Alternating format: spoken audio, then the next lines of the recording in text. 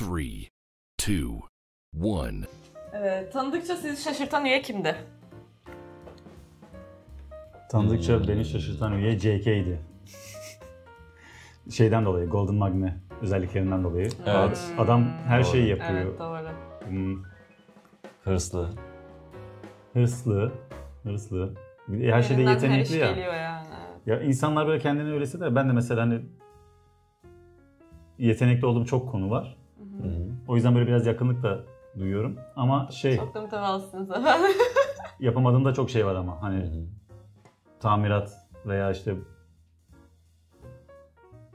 bu soruya baştan cevap verebilir miyim? Elektronik işler. Hayır. Evet, senin cevabına katılıyorum. Ve bir ekleme yapmak istersem de Jin beni çok şaşırtmıştı mesela. Hani en büyük üye, bir yandan da böyle bir tık ilk böyle baktığında bir tık daha soğuk görünüyor. Ama aslında tam bir deli ya. Hani tanıdın mı böyle devamlı mukbang videoları çeken, canlı yayınlarda mukbang yapan, baba esprileri yapan bir adam yani. Hani anladın mı? O yüzden Jin beni tanıdıkça şaşırtan bir üyeydi. Senin var mı eklemek istediğin? Yok, benim eklemek istediğim yok. JK Sen cevap dedim. verdin mi? JK dedim ben de. Ha, JK dedin ha. Hangi BTS üyesinin giyimini daha çok beğeniyorsunuz? V mi? Yani ben de böyle casual, klasik giyimlerini daha çok seviyorum. Jin o zaman. Jin daha çok ya. O duruşu falan daha... Ben de V diyorum. O vintage giyinme benim için okeydir yani. JK'nin de bu arada çok beğendiğim kıyafetleri var. Böyle daha salaş, hani oversize giyiniyor. Ben de çok öyle giyinmeyi de seviyorum. V ile JK, evet. Jimin de güzel giyiniyor. Jimin de, hepsi güzel giyiniyor böyle. Kötü giyinen yok bence. Üçüncü de Jimin olurdu mutlaka. J-Hope. J-Hope. Bir şey mi? J-Hope çok güzel giyiniyor. Evet. Ve Güzel marka takıntılı zaten J-Hope. Asla marka aşağı bir şey giymiyor. Ve çok güzel şeyler giyiyor. Şu an J-Hope'u aldım. V ile J-Hope diyorum. Hepsi güzel giyiniyor arkadaşlar. Gerçekten hepsi güzel giyiniyor bu arada. Kötü giyinen yok yani aralarında. Evet, beğenmediğiniz halde beğenmiş gibi yaptığınız bir şarkı oldu mu? Olmadı. Yani... şey demedik hiçbir şarkıya ya. Böyle beğenmediğimiz olup da falan filan diye tepki vermedik hiçbir zaman. Yani daha nötr kaldıklarınız olmuştur ama o tepkiden oldu. anlaşılıyordur zaten. Hani hiç yani daha böyle nötr kaldığınız ve çok iyiydi, mükemmeldi demiyorsunuz genelde onlara. Evet. Hani çok beğendiğiniz şarkıları diyorsunuz ama daha nötr kaldıklarınız zaten nötr kalıyor. Yani hani beğenmediğimiz değil ama nötr olduklarımız var mutlaka. Muhakkak. Evet. Yani tarzı bizi çok çekmeyen olabilir. Enerjisi ama geçmeyen. böyle bütün şarkılarda şey var bu arada. Altyapı çok sağlam, emek çok sağlam. Ya şarkıya Sözler kötü güzel. diyemezsin ama benim tarzım değil, bana çok Aynen. hitap etmiyor diyebilirsin. Maksimum öyle diyebilirsin. Aynen. Bu şekilde. Evet, biri demiş ki bazen Çağan bana videolarda çok sıkılıyormuş izlenimi veriyor. Gerçekten de öyle mi? Ya bunu ne zaman soracağınızı bekliyordum ya. Ben gidebilir miyim? Çağan ayrılıyor şu an aramızda. Evet arkadaşlar, bu üzücü haberi vermek durumundayım hepimize. Ben ayrılıyorum. Şaka. Öyle değil de oyunculuk eğitimi yüzünden de demeyeyim, çok memnunum aslında oradaki koşullardan da. Bazen çok yorgun gelebiliyorum. Yani onun dışında ekstra egzersiz yapmam gerekiyor. Yol gidiyorum, geliyorum, yoruluyorum. Bazen yemek yiyemiyorum, su içemiyorum. Tuvalete girecek, affedersiniz, vaktim kalmıyor. Ve eve gelir gelmez de saatimizi geçirmeyelim, işte ilkimler de çok yorulmuş olmasın diye hemen oturuyoruz, video çekmeye çalışıyoruz. Daha yemek falan yememiş oluyoruz. Aynen, o günlerde gözlerim kırmızı oluyor, görmüşsünüzdür, esniyorum bazen istemeden. Evet, Saygısızlık gibi hissediyorum, özür dilerim ama öyle değil. Tamamen yorgunlukla alakalı. Evet, gerçekten Çağan bazen yani gelip bayılıyor direkt yani. Evet. O yüzden hani çok da yüklenmeyelim yanımıza. Evet, sıkılmıyorum ama yorgun oluyorum bazen. Yani ama bu böyle yani. Geçici bir süreç. Olsun, olur. Sıkıntı yok. Sesini, rapini, dansını en beğendiğiniz üye veya üyeler? İlk ses cevaplarını alalım. Ses şöyle, en çok beğendiğim diyemiyorum çünkü hepsinin kendi özgün bir sesi var. Hepsi kendi tarzında çok başarılılar ve dinlemesi hepsi çok keyifli. Hani ilk bunu dinleyeyim, ilk şunu dinleyeyim gibi bir tercih yapamam. Ben hepsini çok beğeniyorum sesleri. Yani şundan dolayı ben beğeniyorum. 2 tane üyenin en azından ses rengi aynı olsaydı, aynı tarzda söyleselerdi. Birini seçebilirdim Birini belki. seçebilirdim ama hepsininki ayrı. Hepsinin farklı karakteristik özellikleri Evet. var. Evet, bu cevaba ben de katılıyorum. Ben de seninle aynı fikirdeyim ama sıralama yapacak olursak eğer Jin, Jimin bir de Jungkook diyebilirim ses anlamında. Sen biraz Vokalden. Evet. Tabii şimdi rapçilerin sesinden ziyade daha çok rapine odaklanıyorsun. Hı. Vokal Aynen. line'ın sesi daha çok ön plana çıkıyor. Doğal olarak bu doğal bir süreç yani çok normal.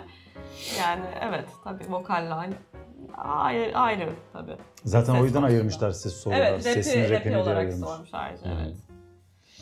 Rapini. Rap için Daha sizin tarzınız olan da olabilir. Çünkü yani hepsinin rapi farklı yani. bunun için de ben aynı cevabı vermek istiyorum. Çok Hani- politik davranıyor ya. Ya değil, politik değil. Sözlerini daha iyi anlamak isterdim.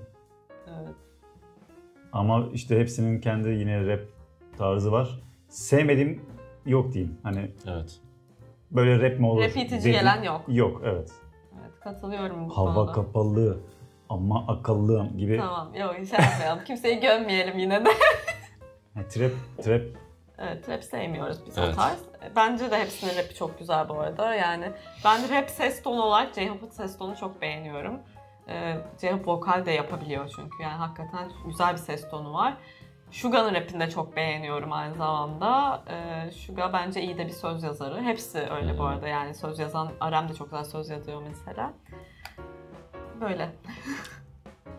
Ama şimdi Arem'i de katmam lazım buraya. Katmazsam olmaz. Şimdi Neva Play'de falan efsaneydi yani mesela. Ya şarkıdan şarkıya değişiyor benim rapini beğendiğim gerçekten. Yani mesela diyorum ki şu şarkıda burada rapi bu döktürmüş. Bu şarkıda bu diyorum. O yüzden ben de ayıramayacağım şu an. Ben de ayıramıyorum çünkü ne oldu? Hepimiz politiğe döndük. Politik değil de her bir performanslarında mesela bir tanesinin bir şeyi çok çok iyi oluyor. Yani bir tanesinin değil de çok odağımızı çekiyor. Sonraki videoda bakıyorsun o kadar göz önünde değil ama diğeri öyle bir şey yapıyor ki kafayı yiyorsun. Diyorsun ya ne oluyor falan yani. O yüzden ayırt edemiyorum ben. Evet doğru. Doğru katılıyorum. Evet dansına en beğendiğiniz üyeler. J-Hope. İlkin zaten. J-Hope'a bayılıyorum. Bir de şeyi çok seviyorum. Jimin'in şu hareketi var ya şu. Atletini yırtıp attığı hareket. Tamam burayı bonus olarak ekledim. J-Hope. Teşekkürler. Bize görüntülü gösterdiğin için teşekkür ederim. Evet ben de Jimin'le J-Hope diyeceğim. Jimin'in benim de modern dans geçmişim olduğu için ve modern danstan da böyle hareketler ekleyebildiği ve çok esnek olduğu için çok beğeniyorum. J-Hope'un da her hareketi o kadar cool ki yani o popları falan yani J-Hope ayrı bir seviye bence. Ama son videolarda o askerde şu an attıkları videolardan JK değil mi? JK ile V'nin ikisinde dans videosu yani efsanelerdi ya. Çok gerçekten mükemmeldi ikisi de yani. Böyle İkisini de oturup böyle 10-15 dakika izledim. O yüzden yine ayırt edemedim. Evet buyurun. Dansçı olarak grubun lideri bence J-Hope kesinlikle. Onu çok beğeniyorum. Onun dışında da yatkınlık olarak bakacaksak JK ve Jimin. Belki de bu listeye sonradan. Aynen. Evet, evlendiğiniz zaman hangi BTS şarkısı çalmasını isterdiniz? İlginç bir soru. Evet ilginç. Ben buraya 2 tane şarkı yazdım. Galiba bu soruyu soran kendisi düşünüyor bir şeyler. Acaba hangisini koysam diye fikir almak için olabilir. Biz evlendik artık bizden geçti. Ama şimdi koyacak olsak veya bir daha çekecek olsaydık, daha doğrusu bir daha çekecek, neyi çekiyorsak, bir daha evlenecek olsaydık. Düğünümüzü video çekiyoruz. Video çektik zaten düğünümüzü. Bir daha düğün videosu çekiyormuşuz değil mi? Blue and Grey olabilirdi. Şarkı çok güzel yani böyle tam o danslık olurdu, güzel olurdu. Bir de My Universe'ı seçtim çünkü sözleri bence You Are My Universe falan hani güzel anlamlı olurdu sözleri diye düşünüyorum. Evet sen devam et geliyorum. Böyle bu kadar. Sen cevap ver. Ben buna şey yazmışım. Bilmiyorum, bunu hiç düşünmedim. Ya, o kadar uzak yani şeye. Gerçekten evlilik müessesesine bu kadar uzaksın. Yani anladığımız kadarıyla. Uzaklıktan değil de yani şu an gündeminde böyle bir şey olmadığı için düşünemedim yani. Olsun. Çünkü şimdi ben derim ki şu şarkı bence benim tam evliliğimde, düğünümde çalacak bir şarkı derim. Ama evleneceğim zaman da başka bir şarkı çıkar. Onu daha çok severim. O yüzden Evet, patlamamak amaçlı yani. patlamak istemiyorum. İyi ki fotoğraf aldı geldi şu an. Düğün Çok fotoğraflarını mı yakın koyuyorsun? mı? Düğünümüzden görsellerle. Netlemiyor ama. Neyse sen buraya montajla bunları. Tamam, montajla eklerim ben. Burada düğünden bahsederken düğün fotoğrafları montajla gelir. Abi olmuyor ya, netlemiyor. Çünkü Tamam, ben şey koyacağım. Ben fotoğraf kilitli olarak ya. koyacağım. otofokus kilitli ya. Evet. Evet. Evet. Tamam, senin için koyacağım ben bu kısmı. Evet. Benim BTS cevabım var. Ha, evet buyurun. Lütfen. Şöyle ben biraz şaka yolda bir cevap verdim. Bizim Başkasını bekleyemezdik zaten. bizim düğünümüzde Hayal Edemezsin diye bir şarkı çalmıştı. İlk giriş şarkımız. Evet, giriş şarkımız. Türk bir sanatçı. O yüzden No More Dream diyorum. Düz mantık. Direkt İngilizceye çevirmiş, o şarkıyı almış. Harika. Mükemmel. No More Dream'de girdiğimizi düşünsene değil mi? Patlayarak giriyor. Güzel olur o. Evet. Teşekkür ederiz cevabın için. Evet, BTS soruları bu kadar. Bundan sonraki sorular diğer sorular yazmış. Yani bizle de alakalı değil, işte BTS'le de alakalı olmayan sorular. Diğer gruplarla ilgili çok sorular geliyor aslında. K-pop'tan başka dinlediğiniz gruplar ya da şarkıcılar var mı diye soru gelmiş. K-pop olarak senin var mı? Takip ettiğim yok, denk gelirse dinlerim yazmışım. Teşekkürler. Evet, İlkin Bey. Ben Monsta X diye bir grup var, onu seviyorum. Daha doğrusu onun bir şarkısı. Evet. İlkin bu şarkıya hasta diyebiliriz. Yani Spotify yine özet listesinde bu şarkı vardı, öyle söyleyeyim. Evet, o ilk üçteki üçüncü şarkı vardı. Evet, üçüncü Kore şarkısı buydu. Bir de The Rose diye bir grup var, onu da çok seviyorum. Onu biraz bizim tarzımıza benzetiyorum. Evet, rock da yapıyorlar çünkü. Hı hı. Soft rock yapıyorlar. Evet, seni dinleyelim. Benimki birazcık vakit alacak, gördüm. Ben biraz yardırdım burada çünkü dinlediğim çok grup var. Hakim olduğum çok grup yok. BTS kadar hakim olduğum hiçbir grup yok. BTS'ten sonra biraz daha hakim olduğum, üyelerini bildiğim grupları önce söyleyeceğim. SHINee, Big Bang, Droz en sevdiğim gruplardan biri benim de bu arada. Hatta Usong benim K-pop camiasında sesini en beğendiğim sanatçılardan biridir. SHINee'deki Onyu da aynı şekilde öyle. Stray Kids tabii ki. Monsta X aynı şekilde hakimim daha. 80s üyelerine de hakim olduğum bir grup. B2B dinliyorum, yani çok dinleyen var mı burada bilmiyorum ama B2B'de benim Spotify listemde B2B'yi bu sene en çok dinleyen 0.002 falandım yani. B2B bu kadar dinlemiyordur kendi şarkıları, öyle söyleyeyim. Onun dışında hani üyelerine hakim olmadığım ama şarkılarını dinlediğim işte iKON, Seventeen, GOT7, J-Park, TXT, Psy çok dinliyoruz. İlkin de Psy seviyor bu arada, söylemedi ama İlkin spor yaparken çok Psy şarkısı dinliyor. İşte ENHYPEN, KART, BI hepsini çok seviyorum. Bir de ben biraz Ajoshi şarkıları çok seviyorum. Buzz dinlemeyi çok seviyorum. Immunse çok seviyorum. Kimse bilmiyordur muhtemelen. Koreliler hariç kimse bilmiyordur Immunse'yi. Yani biraz böyle Kore'nin karaoke şarkıları, hani yaşların söylediği ve yaşların bildiği şarkıları ve şarkıcıları seviyorum. Hepsinden bahsetmeyeceğim tabii burada. Ama Immunse hayranlığım başka bir seviyede, onu söyleyebilirim. Evet, bu diğer gruplarla ilgili bir soru daha var. Diğer grupların reaksiyonları gelir mi? Bunu arada yorum olarak da yazıyorsunuz. Bize özelden de yazanlar oluyor bunun için. Ya bunu aslında düşünüyoruz. Ya başta sadece BTS kanalı oluruz diye açmamıştık aslında ama BTS için o kadar çok içeriği var ki diğer gruplara çok fırsat kalmıyor aslında. Evet. Bir de hani çok BTS çektik artık buraya kadar, hep BTS'le geldiğimiz için. Şimdi başka grup sokmak böyle sanki olmayacak gibi geliyor bana yani. Ve hani bence çoğu insan da katılacaktır bu söylediğime. Bir yerden sonra diğer gruplara da geçebiliriz ama şöyle bir şey olur. Bir kanal daha açıp orada diğer grupları yapabiliriz. Yani bu kanalı da düşünmüyoruz. Bu kanal muhtemelen sadece BTS'e devam edecek. Diğer gruplara da çekecek olursak başka bir kanal daha açıp isteyenler orayı da takip edebilir şeklinde düşünüyorum şu an için. İleriki zamanda. Ben de şey demişim, gelsin mi gülücük, anket yapalım.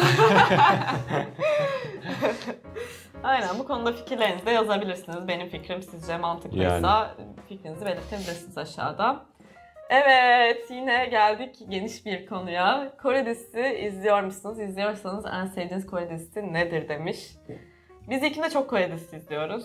Ben İlkim'den ayrı da çok Kore dizisi izliyorum. Benim daha sanırım bir tık daha boş vaktim olduğu için herhalde.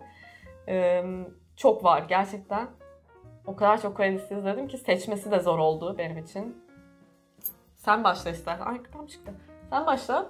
Çünkü senin izlediklerini ben de izledim ve hepsi de sevdiğim diziler olacak muhtemelen. Evet, Mouse diye bir dizi vardı. Evet, çok güzeldi. İhsin Çok Yekin'in özgün bir hikaye ve çok güzeldi. oyunculukları. Oyunculuklar mükemmel, çekimler. Beyond Evil diye bir dizi vardı.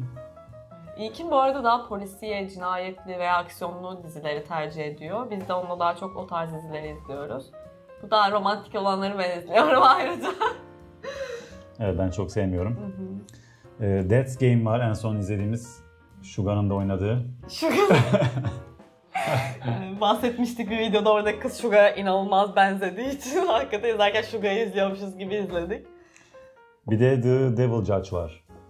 Bak onun dizi müziği de çok güzeldir. Evet, ilkim onu bayağı loop'ta dinlediğim bir şarkı o.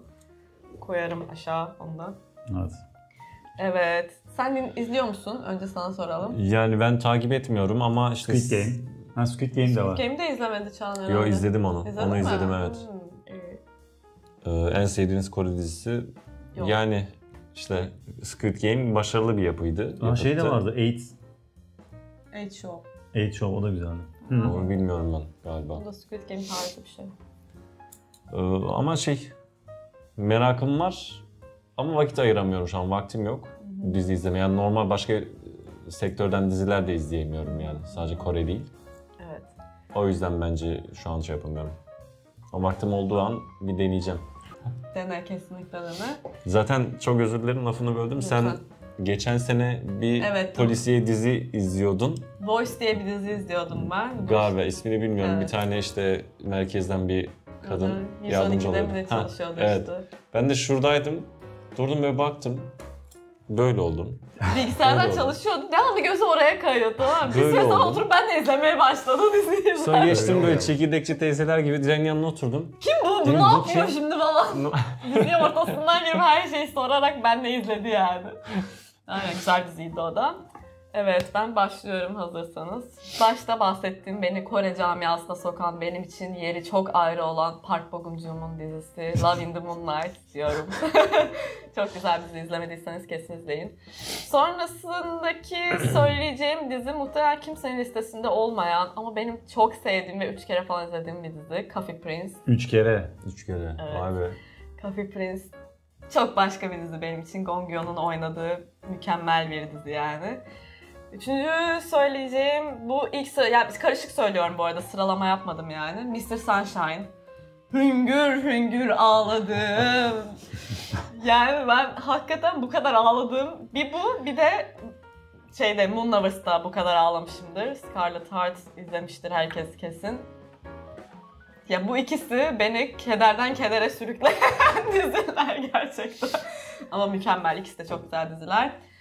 Bu da muhtemelen kimsenin listesinde yok ama ben bunu da 2 kere değil 3 kere izledim ve çok keyif alıyorum. Song Kang olabilir sebebi. Nevertheless, bu da Song Kang, izleyin. Bir sonraki dizim Hospital Playlist. Müthiş eğlenceli bir dizi. Yani o ekip diyorum, başka bir şey demiyorum. Kesin izlemediyseniz izleyin. Diğeri Our Beloved Summer. İşte Bee'nin Christmas Tree şarkısının da Ost'u olduğu çok güzel bir dizi. Diğeri de güncel bir dizi. Şu an hala yeni bölümleri geliyor. Hatta son bölümde geldi ve dizi yeni bitti. Son bölümü izlemedim hala. Son bölümünü izleyeceğim. When the Phone Rings. Bu adam zaten Hospital Playlist'ten de tanıdığımız ve çok sevdiğim bir adamdı benim. Aynı zamanda Mr. Sunshine'da da oynuyor. Burada da başrolde. Çok güzel bir dizi. Güncel, şu an takip et. Bitti, yani yeni bitti. O yüzden başlayabilirsiniz. İzleyin. Evet, bu kadardı şimdilik. Canlı yayın yapmayı düşünüyor musunuz? Düşünüyorsanız ne zaman? Şimdi bu canlı yayın biz hep istiyorduk. Ama bununla ilgili birkaç problem var. Birincisi altyazı problemi. Çünkü çok fazla yabancı izleyenimiz var. Altyazı problemi nasıl olur? Yani ya da 3 dilli falan yapacağız. Hem Türkçe hem İngilizce hem Korece konuşacağız falan. Ben çevireceğim ara ara, belki öyle bir şey yapacağız. Bir de dünyanın her yerinden şimdi insanlar olduğu için saat nasıl ayarlanır, o da bir soru işareti. Evet, asıl Yani sıkıntı şimdi biz o. burada akşam çeksek Kore'de sabaha karşı olacak falan, çok saçma olacak yani. O yüzden bir saat planlaması da çok zor. Canım şeye göre yaparız işte. Mike Tyson maçı vardı ya. Sabaha karşı yani. Ya çok önceden planlayıp bunu uygun bir hafta sonu Yani yine herkesin. izleyebilen izleyecek, Evet. izleyemeyen sonrasında izleyecek Aynen. gibi bir şey olabilir. Ama altyazı problemi de benim aklıma şu geliyor. Bir yapay zeka uygulamaları var ya, böyle ekrandaki konuşulanları altyazıya döküyor. Onun da başarılı bir yapay zeka varsa bilen biri yorumlarda Kullanılabilir, belirtsin. evet. Evet, önerileri açığız. O şekilde çözülebilir. Evet, olabilir. Evet, bu kadardı sorularımız. Bayağı uzun bir video oldu. Muhtemelen part part atacağız bu videoyu. Evet. Çünkü altyazısı maşallah olacak biraz. Uzun sürecek. Umarız aklınızdaki soru işaretlerini giderebilmişizdir. Çok konuştuk. Benim biraz boğazım ağrıdı. Güzel, eğlenceli bir bölüm oldu ama. Değil mi Evet. ya? Ben keyif aldım. Sen sanki böyle bir bölüm bekliyormuş gibi konuştun. Ben bugün sanki şey gibi, böyle canlı yayına çıkıyormuşum falan gibi hazırlandım bugün. Bu anı Değil mi? bekliyormuşum gerçekten. Hani çocuğunu, Makyözüm nerede? çocuğunu parka gönderirsin de asla orada inmez ya gibi. Aynen, Öyle bir aynen. enerji. Öyle oldum biraz ben bugün, evet. Bu anı bekliyormuşum hakikaten yani. Herkese cevap vermek için bekliyormuşum bu anı. Ya biz çok keyif aldık. Evet. İnşallah siz de keyif alırsınız ve sonuna kadar izlersiniz. Umarım biraz uzun oldu ama izleyin. Evet, teşekkür ederiz hala buradaysanız. İzleyen herkese teşekkür ederiz. Teşekkür ederiz. Sonraki bölümlerde görüşmek üzere. Görüşmek Kendinize üzere. iyi bakın. Hoşçakalın. Bora hey. Bora hey.